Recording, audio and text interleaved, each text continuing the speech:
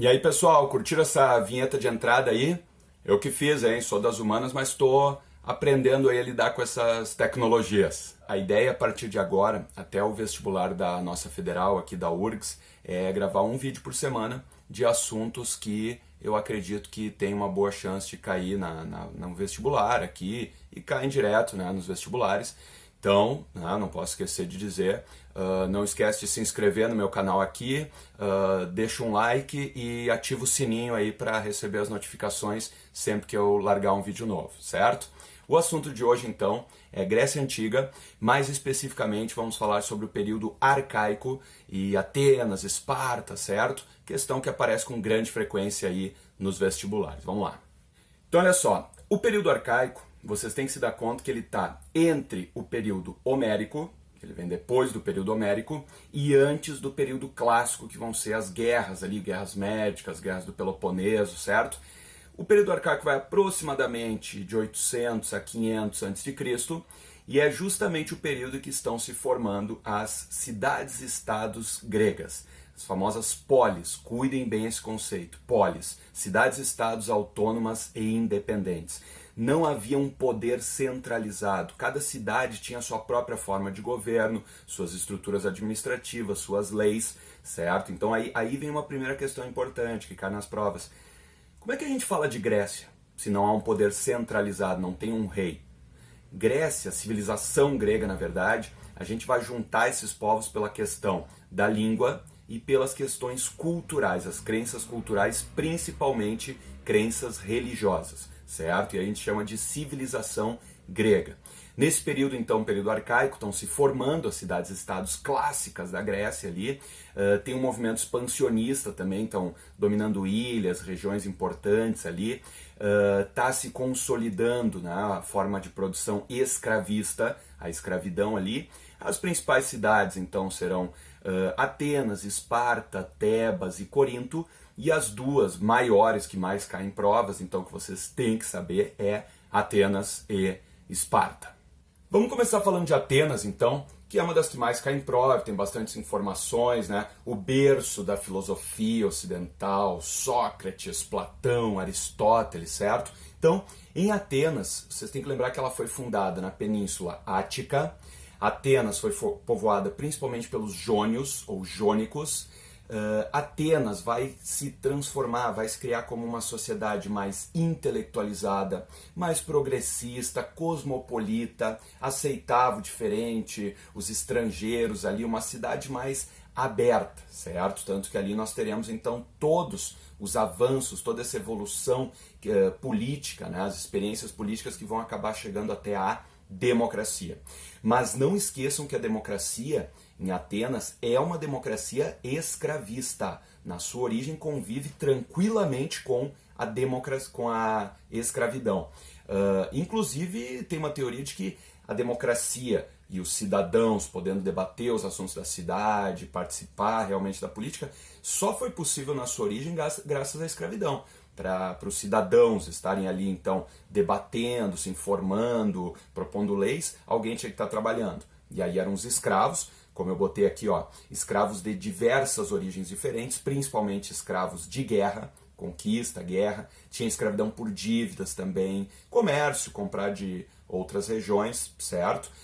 Lembrem que a escravidão na Grécia Antiga, Roma também depois, não tem a questão étnica envolvida. Qualquer um poderia ser escravizado, independente da questão étnica, cor da pele, grupo ao qual pertence, certo? Os escravos eram a base do trabalho ali, podiam inclusive exercer funções especializadas, funções de prestígio na sociedade. Alguém que se endividou pode virar escravo do outro ali.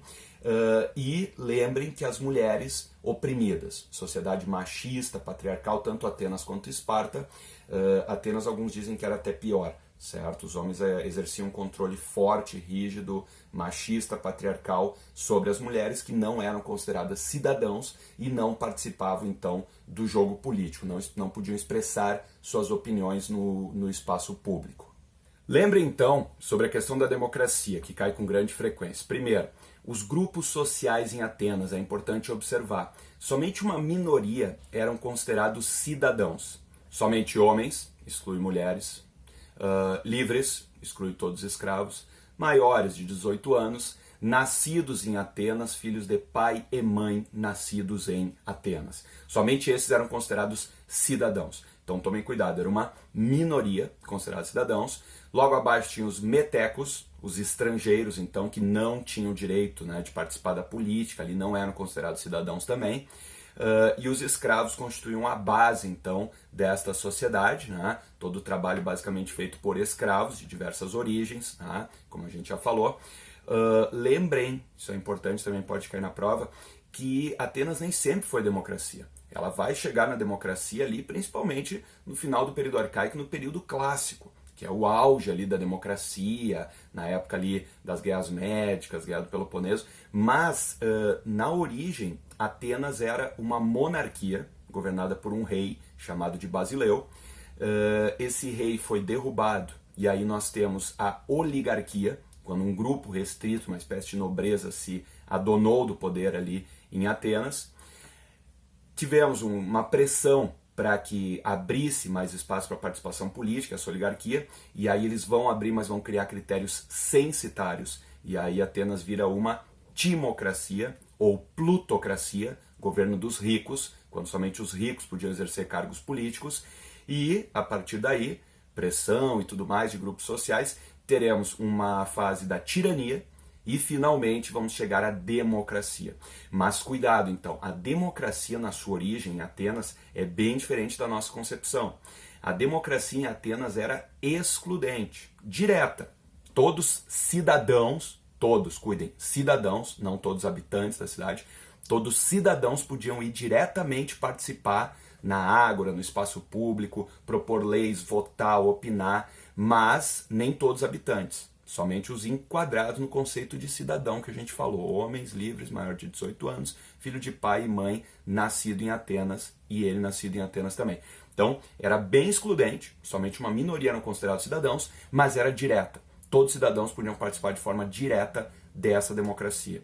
Lembrando que a democracia, desde a sua origem e até hoje, ela tem que se basear em 3 princípios. A isonomia, todos são iguais perante a lei, todos têm o meu voto, vale a mesma coisa que o voto de qualquer um de vocês, isso é isonomia, né? Um milionário tem um voto, e nós também temos um voto cada um, isso é um preceito básico da democracia, certo? Isonomia, todos são iguais, todos cidadãos são iguais.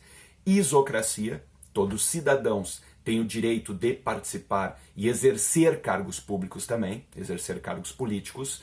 E isegoria, todo cidadão tem o direito de expressar livremente suas opiniões políticas. Se esses 3 princípios não estiverem sendo devidamente cumpridos e respeitados, não é mais democracia. Cuidem com essa questão. E temos as reformas, então, que vão levar até essa democracia, todo esse trajeto até a democracia, em alguns nomes que às vezes aparecem em prova, vamos dar uma olhada. O primeiro nome que pode aparecer numa prova aí é Drácon. O Drácon teria elaborado o primeiro código de leis escrito de Atenas, certo? Penas severas pra caramba para os crimes, tá? Não melhorou muito do que era antes a tradição oral, até por isso até hoje no direito se fala leis draconianas, né? Leis severas, radicais as punições. Depois nós temos Solon, chamado de O Reformador, esse é bem importante, às vezes cai. Acabou com a escravidão por dívidas, que ferrava com os mais pobres ali. O Solon instituiu, então, o princípio da renda, o critério censitário para ocupação de cargos políticos, e aí se chama, então, plutocracia ou timocracia, que é governo dos ricos, não é democracia ainda, cuidem isso, mas estabeleceu que todos os cidadãos poderiam participar da eclésia, ou seja, Assembleia Popular, onde todos os cidadãos então teriam a partir de agora direito de participação política, opinar, votar, enfim, o que é um avanço. Mas os cargos políticos ainda era conforme a renda era hierarquizada, então não é democracia, plutocracia ou timocracia. Depois do Solon, um nome importante que pode aparecer é Pisístrato, que se enquadra já no período da tirania, né? Toma o poder ali, afasta alguns aristocratas, a nobreza que governava antes na oligarquia ali, agrada até setores populares ali, algumas medidas populares, distribuição de terras, empréstimos, enfim, para os mais pobres, mas o grande nome, né, que é considerado então o democrata que vai criar mesmo a democracia, é o Clístenes. O Clístenes ele vai fortalecer então a a eclésia, onde todos os cidadãos podiam participar. O Clístenes, ele vai estabelecer também, então, esse princípio básico da democracia, que todo cidadão pode ocupar qualquer cargo político. E o Clístenes tem uma questão interessante aqui.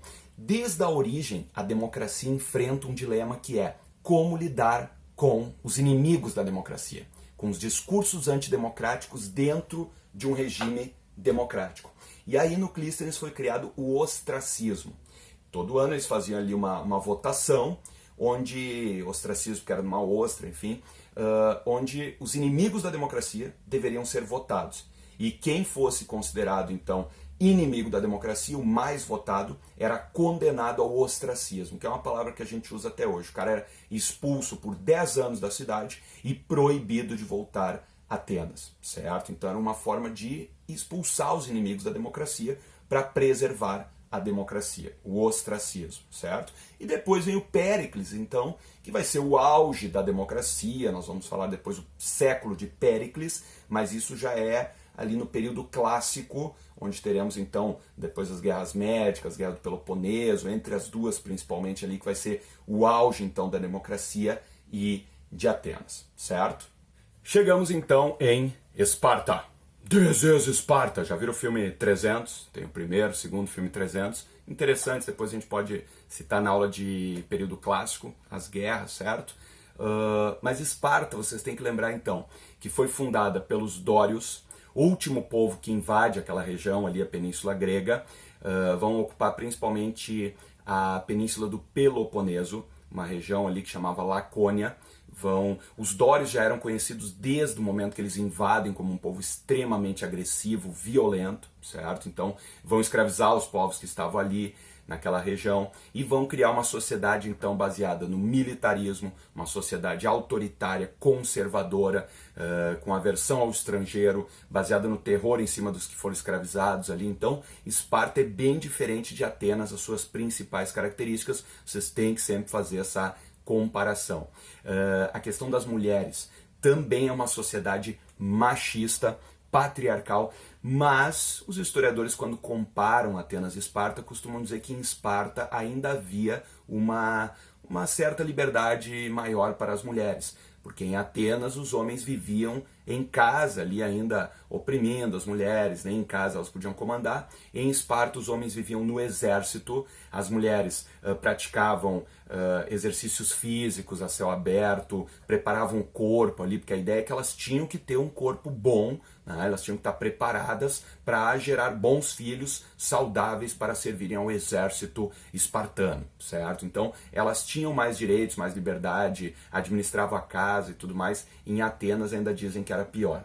Cuidem os grupos sociais também de Esparta. Olha ali, ó, no topo da sociedade nós tínhamos então os espartanos, ou esparciatas, que era justamente a elite dessa sociedade. Uma casta de guerreiros profissionais, criados desde pequenos para isso, não trabalhavam, se dedicavam só à formação e à preparação para o exército, certo? Únicos que eram considerados cidadãos, no caso, né?